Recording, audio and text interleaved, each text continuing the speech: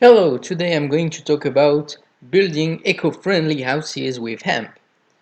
So, uh, we are going to talk about economic and historic context of hemp. Then we are going to talk about the forms and the norms of hemp and how to categorize insulators. And then finally, we are going to talk about a project.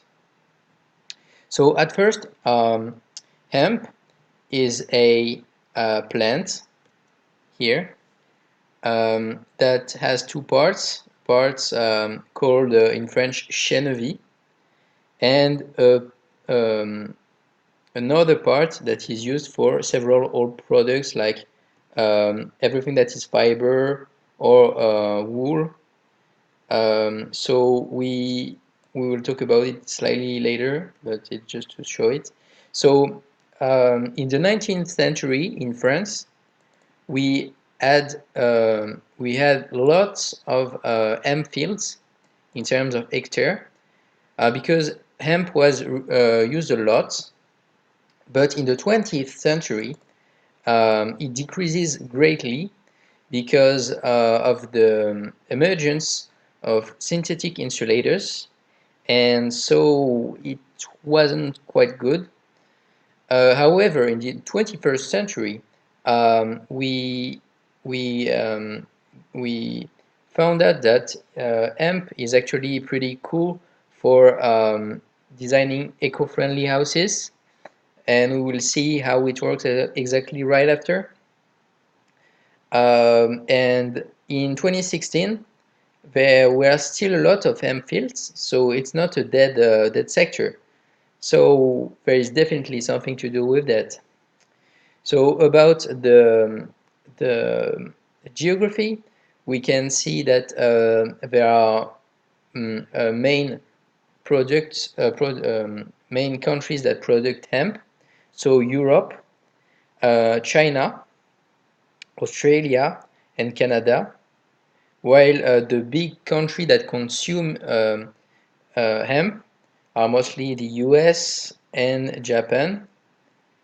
So it's interesting to see that there are many actors. So there are many products of the hemp. There is a part that is the flower that is used for a drug. Another part that is used for animals pee. A fiber that is used for insulation. Dust that is used for burning usually, and another part that is used for oil and stuff like that. Um, so um, we are talking about M construction. So it's a label. It consists of few reference texts, and it deals with company training because when you deal with hemp, you have to be trained. So there are many norms.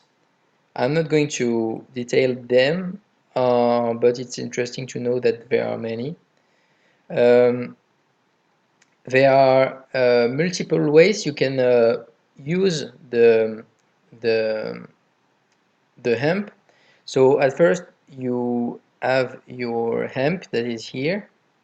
You will transforming into either dust, shenvote, or fiber. Then you can put the shenvote either as what we call a vrac hemp, and then use it for uh, either concrete or um, or, um, or parts of the parts of the roof, and you can use the fibers to do plastics, for fibers for other purposes, not insulating, and fibers for insulating these ones. So now let's talk about the properties. So the concrete hemp, so the product that that is based off hemp, um, has many different types. So we distinguish four main types. You can see that they are kind light, and you can see that they don't conduct um, phonons very well. So as you might see, obviously it's an insulator, which is what we want, but it also has the property to be a good acoustic absorbent, so an acoustic insulator, um, as we will see a bit later. So how do you place the M concrete? Either you project it with air, with a pump, or either you place it between two walls and with wood architecture, and you fill it with hemp. So the hemp wool, it's very light. It's used for roofs, so you can use it either as blocks or as tubes like this. Once again, it's an insulator. And the thermal mass, so the inertia property of the wool, is very high. So once you store the energy, it spreads it, and it's still an insulator, but it has thermal inertia. So about the Shenvot, it's still very light. It's still an insulator, and it's very porous. You can use it in roofs. So you are in your roof here, and you put it here, and then you add another layer, and yeah, that works. And then you put everything you put in a roof usually. So that works for insulation. So about the categories of insulators, you have the mineral insulators.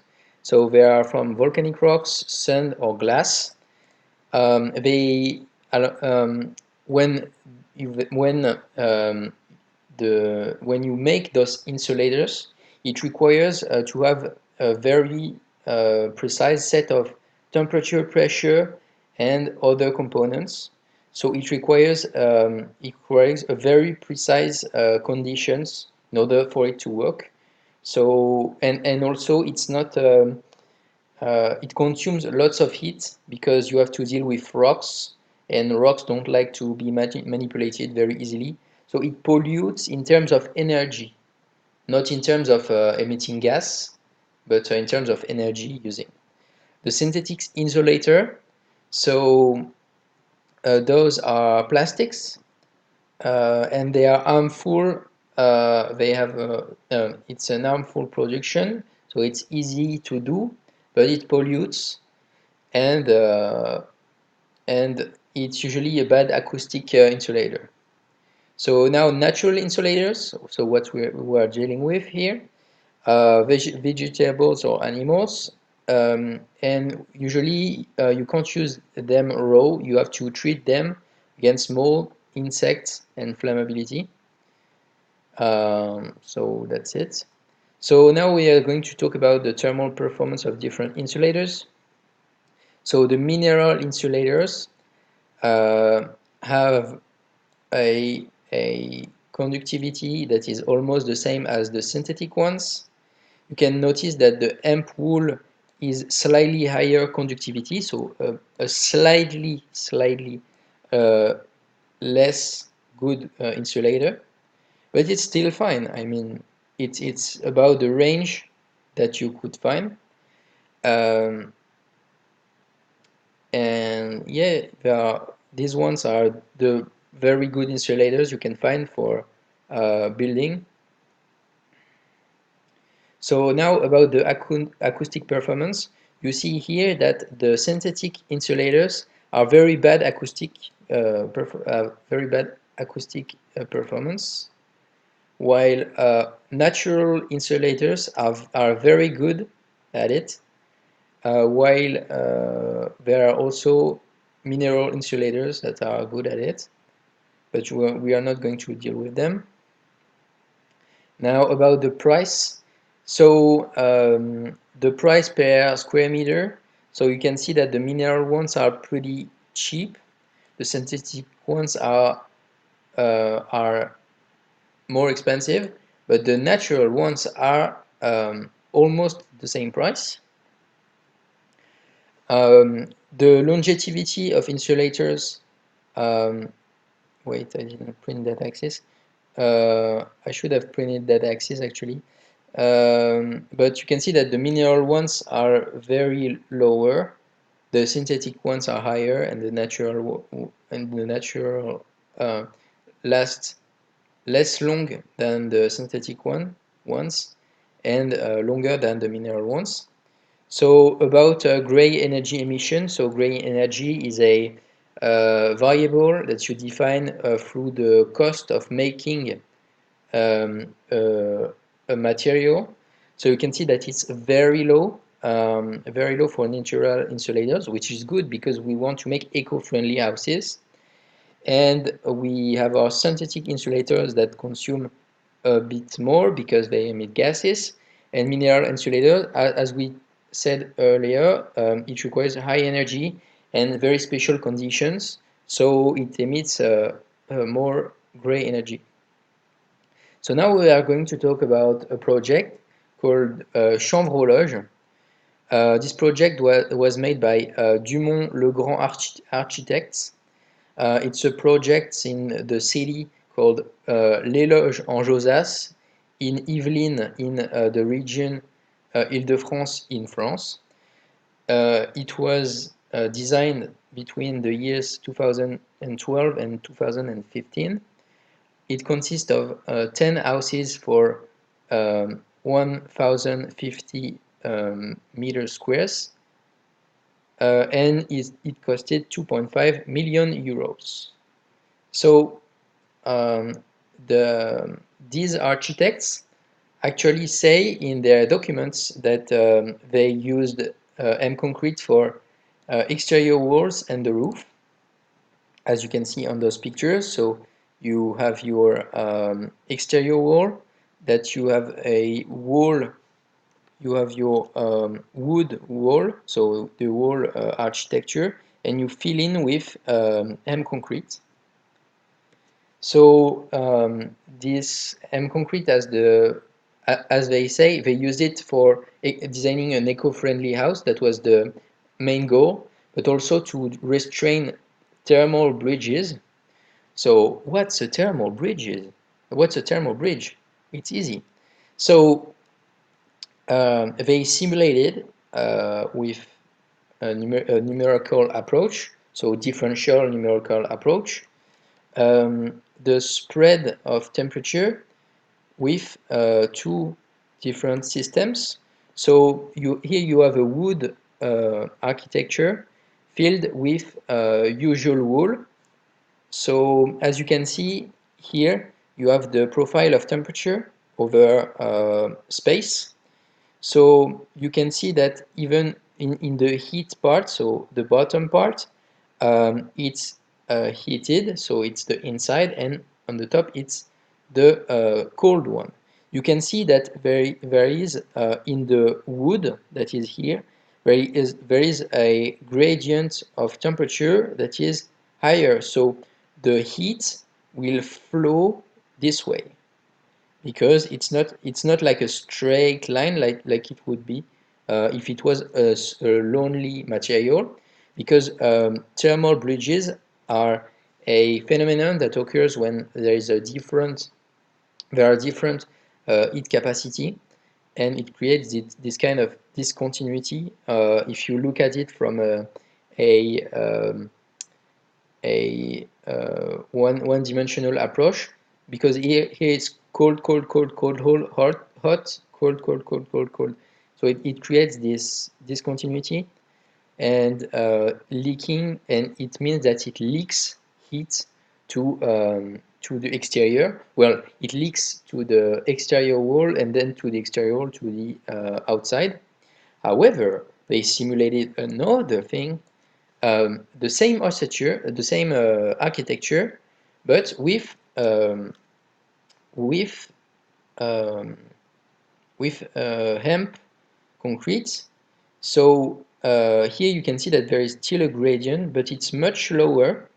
Well, the resolution is kind of bad, but you can see that it peaks a tiny bit, and afterwards there is not much difference.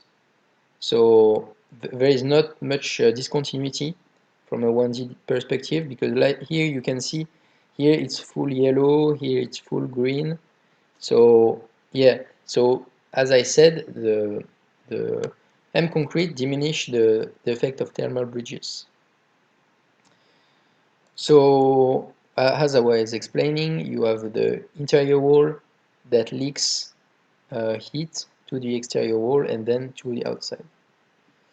About thermal regulations, so there are many norms that were made. So the variable used is the maximum heat consumption.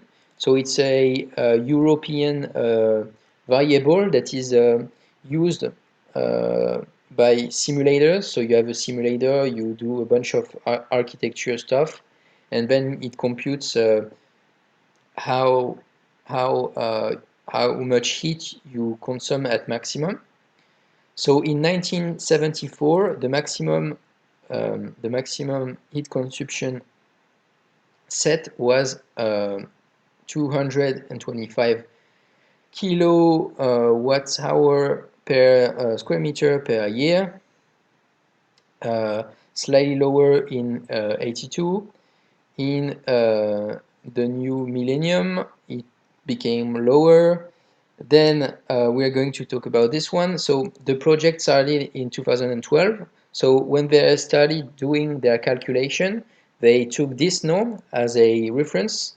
But in 2013, when the RT 2012, so because it's voted the year before being in application, so this was in application in 2013, became much lower. So obviously they had to deal with that during the process of designing the houses. And in 20, 2020, they plan to set a new label for houses that emit zero heat consumption. What does it mean? It means that the the the house will produce um, more energy that it consumes from the exterior, which would be extremely great in terms of energy. I'm unsure how many houses will actually fit this norm, but it could be quite interesting. Um, so here you can see an histogram from the project we talk about. So here you have the reference RT 2005. So you can see that it's not the same number because this is a much different approach, because this is the minimum of the different regulation, because depending on the scale of the house, sometimes you can use higher regulations. So this is the minimum of each regulations. So here in 25 it was 100. So it was the European norm. They also planned to have the label BBC F Energy. So it was a label that requires them to be at 65. And then in 2012, there was the new norm, the new regulation, that drops it to 55. And as you can see here, it was 50. So this is the minimum of all the regulations. And they ended up with being at 50, which is great, um, which is the norm minus 10%. So it's great. Now about carbon dioxide emission. Um, So in gray, you have the impact of carbon dioxide when you use the house for 60 years. So obviously the material are getting weaker and weaker and get into the atmosphere. So you have to you have to care about that. And the part here is the impact during the building process. So so you have obviously to reduce that amount if you are an architect, as much as possible, because it can be quite easy to handle. So you can see that with the RT 2005, they um, you have a more weaker regulation, then a bit higher. For the project, they they actually managed to get into the regulation, so it's fine. However, they have another label that is in project called BEPOS, so Bâtiment Énergie Positive, meaning that they have positive energy, meaning that they produce energy so that it's equivalent to um, uh, that's equivalent to absorbing carbon dioxide. Well, it's equivalent, so it's not equal slightly, but in terms of overall carbon emission, it means that during the construction you build, but also you produce energy. So you can see that between the norm and between the actual project, they managed to diminish the part during the construction. And you might ask, how did they manage to like get rid of this part? It's easy. It's because of the hemp, because the hemp does not emit carbon dioxide, on the contrary of others. So this part, it becomes zero. Well, it doesn't become zero, but it becomes insignificant. So now I'm going to talk about a report called Terra made by the University of Toulouse, that sets different guidelines for the future based on analysis of various projects in the region Île-de-France. So they computed various data and gave Île-de-France guidelines. So at first, they must lower energy cost, obviously. So everything that involves um, regulating the flow of merchandise. So not using